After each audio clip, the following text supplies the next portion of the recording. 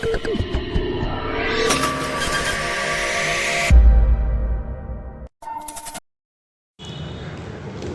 વિદ્યાર્થી મિત્રો, હું છું પીએમ સર. વિદ્યાર્થી મિત્રો, આપણે જે ઇકોનોમિક્સના એમબીએ ક્વેશ્ચન તમને આપેલા હતા, તો એની અંદર આપણે જે પૂછાઈ શકે એવા ટોટલ 19 પ્રશ્નમાંથી મેં કીધું હતું કે વધારે પ્રશ્ન પૂછાશે. તો મેં જે બોલવાટાણે કીધું તો એમાં 8મો ક્વેશ્ચન જે રાઉન્ડ કરેલો છે એ તમારે પૂછાઈ ગયો છે. ત્યાર પછી મેં તમને કીધું 10મો ક્વેશ્ચન એ તમારે પૂછાશે. 11 અને 12 એ બે ભેગો થઈને પૂછવાનો છે, એ પણ આપણે બોલ્યા હતા. અને 17મો પ્રશ્ન ને આપણે બોલ્યા હતા. ટોટલ મેં તમને 4 પ્રશ્ન ઓલરેડી આપી જ દીધા હતા. અને હા, તે પછીના પણ આપણી પીડીએફમાં અથવા સ્વરૂપે પૂછાય છે. તો તમારો બીજો, ચોથો અને 15મો 3 ક્વેશ્ચન છે એ એક્સ્ટ્રા પૂછાના છે. એટલે મીન્સ કે મેં નહોતા કીધા એ પણ તમારે પૂછાઈ ગયા છે. પણ હા, મેં તમને જે આપેલા હતા વચ્ચે જે હું બોલીશ એ વધારે મોસ્ટ એમપી રહેશે. તો જો તમારું અહીંયા ઇકોનોમિક્સનું પેપર છે એ તમે જોઈ શકો છો. આ સ્વરૂપે તમારું ઇકોનોમિક્સનું પેપર હતું. અને તે મુજબ આપણે જે હું વારંવાર બોલતો હતો એ મેં અહીંયા લખેલા છે 8, 10, 11, 12 અને 17. આ મેં તમને કહી જ દીધા કે પૂછાવાના છે. અને બાકીના પણ મેં તમને નહોતા કીધા, એ પણ તમારે અથવામાં આવી ગયા છે. તો વિદ્યાર્થી મિત્રો, હવે આપણે આવતીકાલે જે તમારે પેપર છે કોર્પોરેટ એકાઉન્ટિંગ, તેના માટેનો આઈએમપી સમ અહીંયા મૂકેલા છે. વિદ્યાર્થી મિત્રો, તમારાની ખાસ પ્રેક્ટિસ કરવાની છે. અને આનું સોલ્યુશન તમારે જાતે કરવાનું છે. આમાં તમારે ફર્સ્ટ ચેપ્ટર છે અમાલમેશન ઓફ કંપનીઝ છે. અને આમાં તમને ટોટલ એ અને બી નામની 2 કંપની આપે છે વિદ્યાર્થી મિત્રો. તો આનું તમારે સોલ્યુશન જાતે કરવાનું છે. અને હા, આમાં લખેલું છે 2 companies of decided amalgamation of 1 April 2022 and a new company A D limited. અને હા, આ 2 કંપની ભેગી થઈ જાય છે, ત્યાર પછી એડી કંપની બને છે. Was formed with authorise capital of 5 lakhs equity share of air 10 rupees each and 5 lakhs pre share of 100 rupees. તો અહીંયા તમને ટોટલ જો માહિતી આપેલી છે વિદ્યાર્થી મિત્રો, આને તમારે ખાસ એકવાર રીડ કરવી, કઈ માહિતી છે, એટલે જેથી કરીને તમને ખૂબ જ ખબર પડે. અને આ આઈએમપી સમ રહી શકે છે, તમારી પરીક્ષામાં આવવાની શક્યતા રહે પણ છે.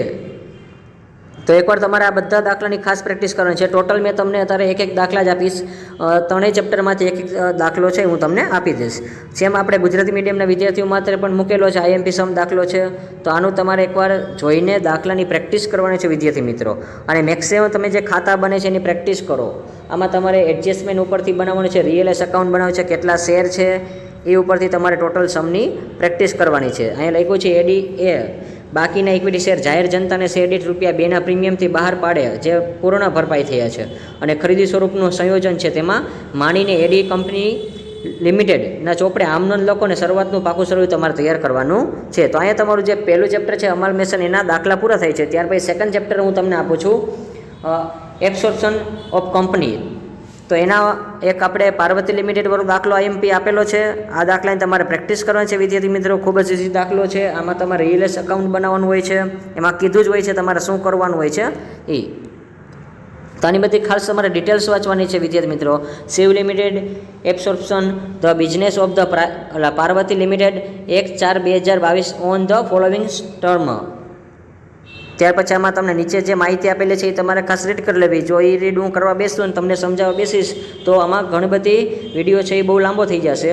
અને આમાં તમારે લાસ્ટમાં લખ્યું છે from the about information pass the general entries. તમારે જનરલ એન્ટ્રીઝ કરવાની છે in the books of Shiv લિમિટેડની.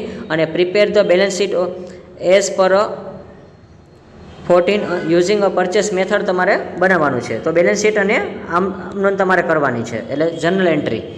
અને સેમ ગુજરાતી મીડિયમના વિદ્યાર્થીને પણ ઉપયોગી થાય એવી જ રીતે સેમ દાખલો આપણે બંનેને પૂછાઈ શકે એવી રીતે જ આઈએમપી આપેલી છે, એટલે જેથી કરીને કોઈને કંઈ પ્રશ્ન ન રહે.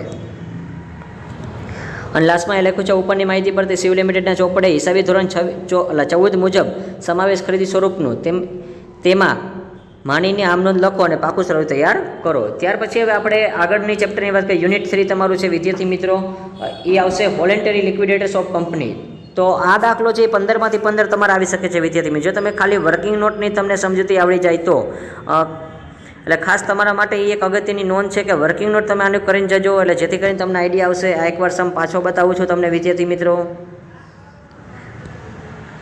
અહીંયા લખેલું છે India limited on to voluntary liquidators on 31st March 2022 following the balance sheet was on the dated.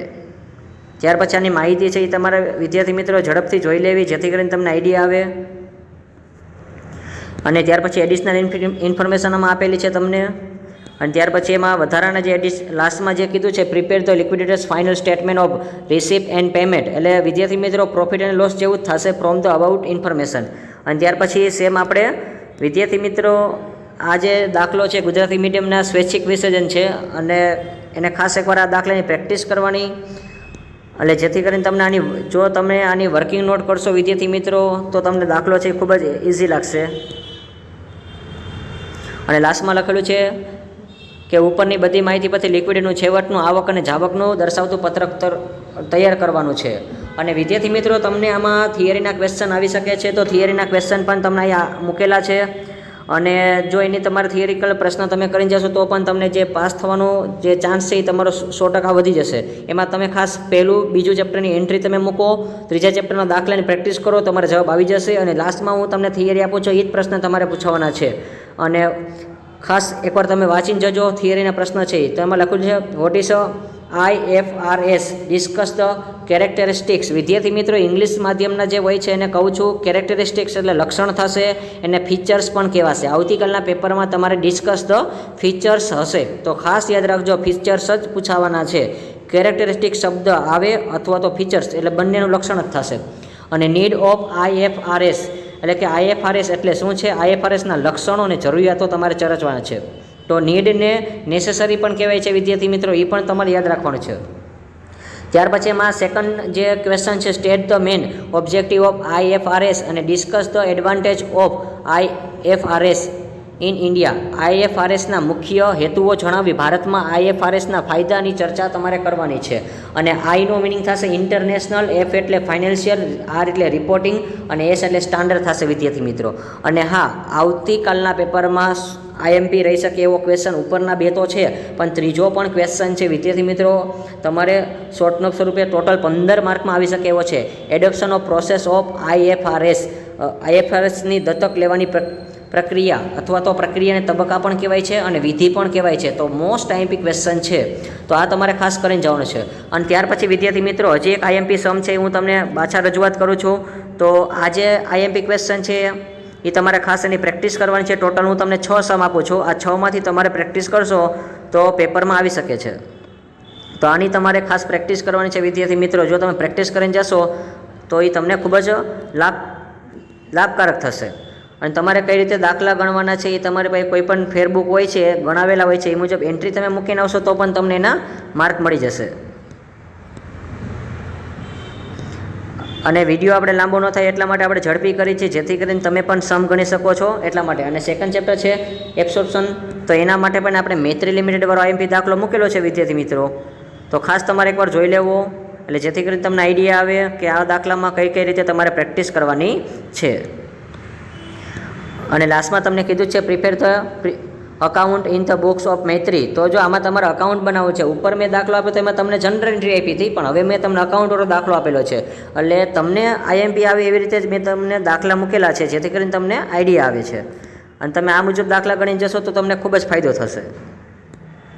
અને લાસ્ટમાં આમાં કીધું જ હોય છે ઉપરની માહિતી પત્રી મૈત્રી લિમિટેડ ચોપડે ખાતાઓ અને હિસાબી ધોરણ 14 મુજબ સમાવેશ ખરીદી સ્વરૂપ છે, તેમાં માણીને પટેલને લિમિટેડનું પાકું સ્વરૂપ તૈયાર કરો. અને ત્યાર પછી લાસ્ટ ચેપ્ટર છે તમારે વોલેન્ટરી લિક્વિડેટર્સ ઓફ કંપની. તો એના માટે પણ આપણે અહીંયા ઘનશ્યામ લિમિટેડનો મોસ્ટ IMP દાખલો તમારી સમક્ષ રજૂઆત કરેલો છે વિદ્યાર્થી મિત્રો. તો આ દાખલો ખાસ તમારે જોઈ લેવો. અને preference share dividend in the arrange of 2 years, તો એવું તમને આપેલું છે, એકવાર તમારે ખાસ એકવાર રીડ કરી લેવું, જેથી કરીને તમને ખબર પડે. ત્યાર પછી એમાં અસેસ રિયલાઇઝ અંડર આપેલું છે prepare the liquidator final statement અને રિસિપ્ટ એન્ડ પેમેન્ટ. તો લાસ્ટમાં તો તમારે રિસિપ્ટ પેમેન્ટ વાળો જ દાખલો પૂછવાનો છે. એટલે ઘનશ્યામ લિમિટેડનો દાખલો પણ અહીંયા અગત્યનો આવી શકે છે વિદ્યાર્થી મિત્રો. ટોટલ 6 સમ આપો છો, એ 6 સમમાંથી તમે પ્રેક્ટિસ કરીને જશો તો તમને આઈડિયા આવી જશે. અને આ જે દાખલા છે એ પૂરા થાય છે વિદ્યાર્થી મિત્રો. આનું સોલ્યુશન છે તમને ડિસ્ક્રિપ્શન વિડીયોમાં આની જેવા એકવાર દાખલા આપણે પૂછાઈ ગયેલા હતા એ મૂકેલા છે. તો એ સ્વરૂપ તમારે જોતું હોય તો તમને ડિસ્ક્રિપ્શનના વિડીયોમાં તમને લાસ્ટમાં મળી જશે. પણ હા, એ જે ઓલી વખતે પૂછાઈ ગયેલા હતા એવા સમ હતા એનું સોલ્યુશન છે, તમને ખબર પડે કે મારે કયા અકાઉન્ટ બનાવવાના છે એટલે. હા, અને ટોટલ મેં તમને 6 દાખલા આપેલા છે. અને ઇંગ્લિશ મીડિયમના વિદ્યાર્થીઓ હોય છે એના માટે હજી એક આપણે IMP PDF મારી પાસે તૈયાર છે. જો એવું લાગે તો મારા મેસેજમાં મને મોકલજો. તો હું નંબર બોલું છું 8866512094.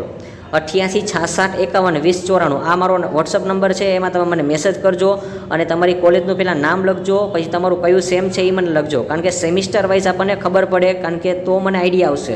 ઘણીવાર તમે ખાલી વિષયનું નામ મોકલો છો તો આઈડિયા નથી આવતો, કારણ કે વિષયમાં આપણે ટોટલ આજે રિપીટ થતા હોય છે, એટલા માટે સેમિસ્ટરમાં. તો તમારું કોલેજનું નામ, તમારું સેમિસ્ટર અને તમારી કઈ કોલેજ છે એ તમને આઈડિયા આવી જોઈએ, એટલે જેથી કરીને મને ખબર પડે છે. અને હા, આ વિડીયો જોવા બદલ છે આપનો ખૂબ ખૂબ આભાર છે. અને વિડીયોને મેક્સિમમ તમે શેર કરો વિદ્યાર્થી મિત્રો, એટલે જેથી કરીને જે વિદ્યાર્થીને ભય લાગે છે કે આપણે કોર્પોરેટ એકાઉન્ટમાં નપાસ થશું તો એને મારા દાખલા મોકલી દેજો. ગેરંટી આપું છું કે તમે આમાંથી આરામથી પાસ થઈ જશો. આપણા દાખલા પૂછવાની શક્યતા રહેશે, અથવા તો અડધી અમાઉન્ટ આવશે, તમારે રકમ છે કાં તો ડબલ થઈ જશે કાં તો હાફ થઈ જશે. અને હા, જે વિદ્યાર્થીઓને હજી કહું છું કે આપણે IMP PDF જોતી હોય આ દાખલાની તમારે, તો તમે મને વોટ્સઅપ કરજો. એમાં મારા નંબર છે, લખી લેજો 8866512094. અને વિદ્યાર્થી મિત્રો, મેં જે તમને કીધું છે IMPના પ્રશ્ન પણ તમે કરીને જજો. થિયરીના મેં તમને કીધું છે એ પ્રમાણે તમે કરીને જશો, ડેફિનેટલી તમે પાસ થઈ જશો અને તમે સ્કોરિંગ માર્ક સુધી આવી શકશો, અને તમે તમારે જે પાસ થવાનો હેતુ છે એ પણ તમારો પૂરો થઈ જશે. અને હા વિદ્યાર્થી મિત્રો, આવી જ રીતે આપણે નવા વિડીયો અને નવા ટોપિક સાથે મળતા રહીશું. ત્યાં સુધી આવજો.